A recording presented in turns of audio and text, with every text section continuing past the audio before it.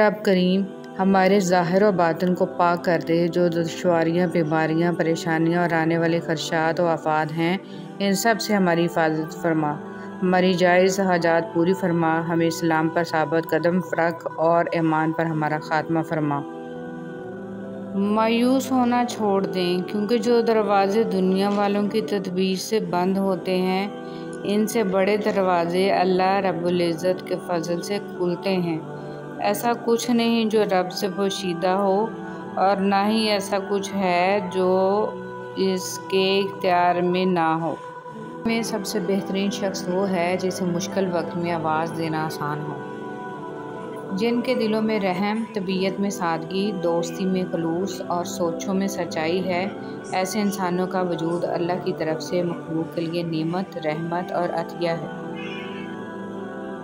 اچھے کاموں میں مصروفیت اللہ کی دی ہوئی نعمت ہے، فارغ وقت گناہوں سے خالی نہیں ہوتا۔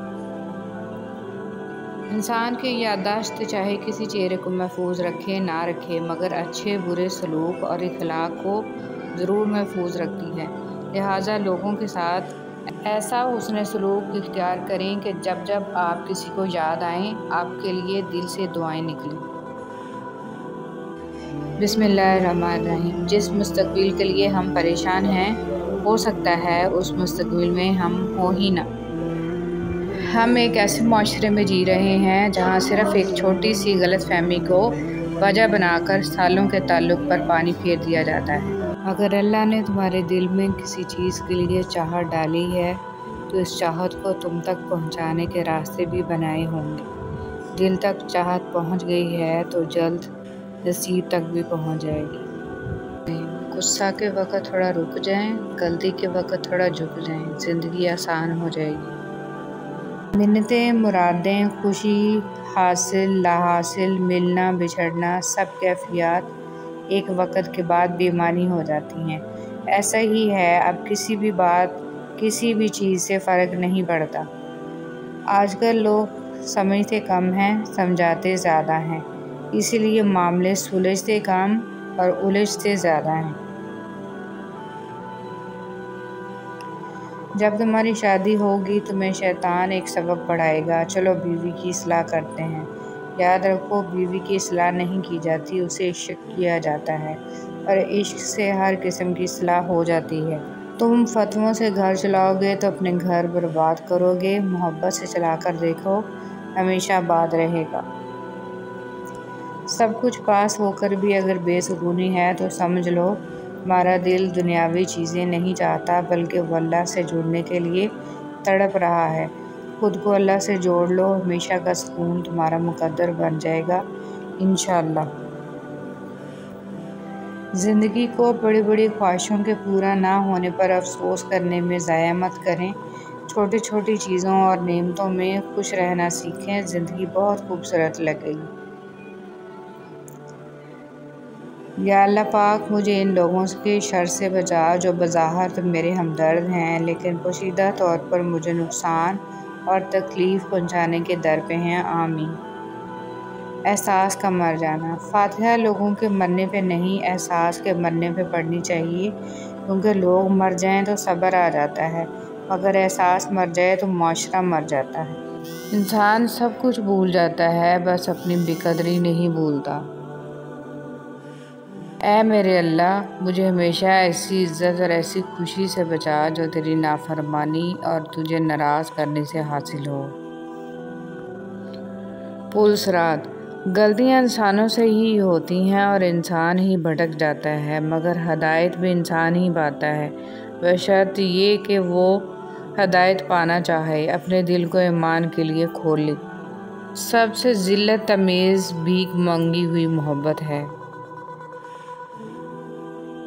تپتے ہوئے صحرا میں ایک ٹھنڈی چھاں ہوتی ہے، تیری ہو یا میری ہو، ماں تو ماں ہوتی ہے۔ میں نے میری قسمت کو اللہ پر چھوڑ دیا، اس لیے نہیں کہ اللہ بہتر کرے گا بلکہ اس لیے کہ اللہ سے بہتر کوئی کر ہی نہیں سکتا۔ شکر ادا کرتے رہا کرو اس رب کا جو برداشت سے زیادہ دکھ نہیں دیتا مگر اوقات سے زیادہ سکھ ضرور دیتا ہے۔ اپنی ساری باتیں اپنے رب کے ساتھ کرو اور اپنے رب کی باتیں رب کی مخلوق کے ساتھ کرو۔ جب کوئی دنیاوی طور پر اونچے رتبے والا شخص آپ کو کہہ دے کہ میں آپ کے ساتھ ہوں تو آپ تسلی میں آ جاتے ہیں، لیکن جب اللہ رب العزت آپ سے کہہ رہے ہے کہ میں صبر کرنے والوں کے ساتھ ہوں تو آپ اس کو معمولی کیوں سمجھتے ہیں؟ حضرت بلال حبشی رضی اللہ تعالیٰ عنہ سے کسی نے پوچھا، ہے بلال تو اتنی مار سہتا ہے، گرم تپتی ریت پر تجھے لٹا کے جسم پہ پتھر رکھے جاتے ہیں، انگاروں سے تیرا جسم داغا جاتا ہے تو پھر بھی عہد عہد کرتا ہے۔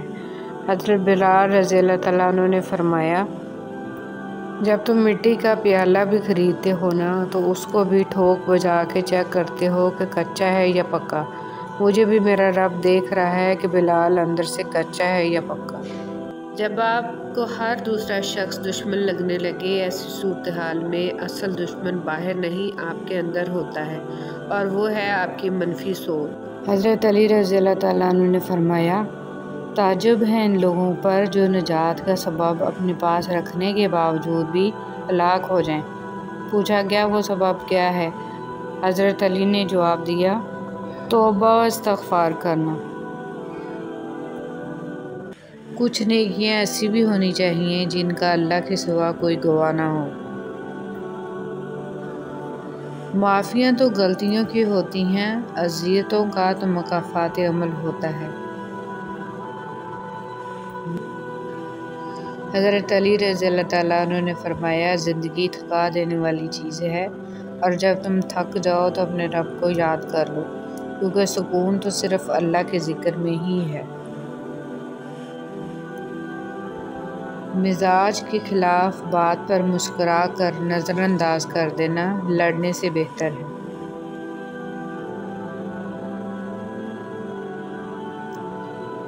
آپ کے الفاظ بہت طاقتور ہیں، وہ کسی غمزدہ کے دل میں امید کی کرن لا سکتے ہیں یا وہ اسے مزید کرب میں مبتلا کر سکتے ہیں، اس لیے ہمیشہ ان کو ذہانت سے منتخب کریں۔ جملہ بہت چھوٹا ہے لیکن اس کی طاقت بہت زیادہ ہے، اللہ کی طرف آ جاؤ اس سے پہلے کہ اللہ تمہیں اپنی طرف بلا لے۔ سیدنا ابو ذر رضی اللہ تعالیٰ عنہ کہتے ہیں کہ میں نے کہا، اے اللہ کے رسول مجھے نصیحت کیجیے۔ آپ صلی اللہ علیہ وسلم نے فرمایا، جب تم سے کوئی برائی ہو جائے تو اس کے بعد کوئی نیکی کرو جو اسے مٹا دے۔ میں نے کہا، اے اللہ کے رسول کیا لا الہ الا اللہ کہنا بھی نیکی ہے؟ آپ صلی اللہ علیہ وسلم نے فرمایا، یہ تو افضل نیکی ہے۔ برداشت کے کانوں سے سنو، رحم کی آنکھوں سے دیکھو اور محبت کی زبان سے بات کرو۔ اگر آپ کا دل خالص و پاکیزہ ہے تو دنیا کی کوئی شیطانی قوت آپ کا محاصرہ نہیں کر سکتی۔ آدمی کے برا ہونے کے لیے یہی کافی ہے کہ خود بھی نیک نہ ہو اور نیک لوگوں کی برائیاں بھی کرتا رہے۔ خاموشی سے بڑا کوئی جواب نہیں ہوتا، لیکن خاموشی سے بڑا کوئی عذاب بھی نہیں ہوتا۔ پھول بادل کے گرجنے سے نہیں، بادل کے برسنے سے اگتے ہیں، لہٰذا اپنی آواز کی بجائے اپنے دلائل کو ہمیشہ بلند کیجیے۔ صبر جنت کے خزانوں میں سے ایک خزانہ ہے، اور انسان ایک گھڑی کے صبر سے تمام بھلائیاں حاصل کر لیتا ہے۔ حسن البصری رحمۃ اللہ علیہ۔ ایک مرنے والے انسان کو نہیں معلوم کہ تم نے اس کے لیے کتنے آنسو بہائے، لیکن اس زندہ انسان کو مرتے دم تک یاد رہے گا کہ تمہاری وجہ سے اس نے کتنے آنسو بہائے۔ جو بھی رشتے پاس ہیں خدا را ان کی قدر کیجیے۔